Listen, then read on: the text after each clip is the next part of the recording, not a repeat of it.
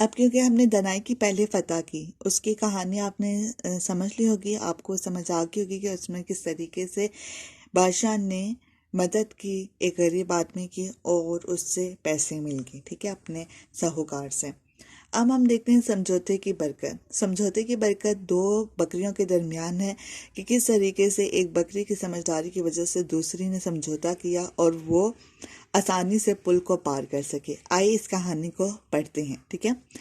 سمجھوتے کی برکت یعنی ایک دوسرے سے انہوں نے بات چیت کر کے ایک بات پر متفق ہو گئے اور وہ کامیاب ہوئے۔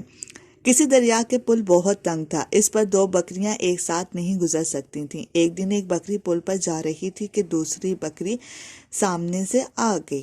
یہ بکری دوسری بکری سے کہنے لگی، تم واپس چلے جاؤ، میں پل پار کر لوں، اس کے بعد تم آ جانا۔ دوسری بکری بولی، واہ واہ، میں کیوں واپس جاؤں؟ تم ہی کیوں نہ واپس چلی جاؤ اور مجھے پہلے گزر جانے دو۔ پہلی بکری نے اکڑ کر جواب دیا، تمہیں واپس جانا پڑے گا کیونکہ میں نے تم سے زیادہ طاقتور ہوں۔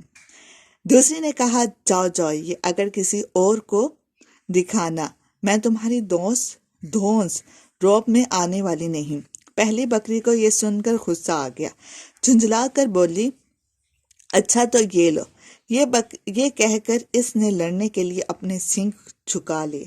یہ دیکھ کر دوسری بکری چلا کر بولی، ٹھہرو ٹھہرو، لڑنے سے کوئی فائدہ نہیں، اس طرح ہم دونوں دریا میں گر کر ڈوب جائیں گے۔ میں تم کو ایک ترکیب بتاتی ہوں، یعنی ایک سجھاؤ دیتی ہوں، یا اس کو نا ایک سوچ پیدا ہوتی ہے، یا آئیڈیا اس کو کہہ لیں انگلش میں۔ تو میں پل پر لیٹ جاتی ہوں، تم میرے اوپر سے گزر جاؤ۔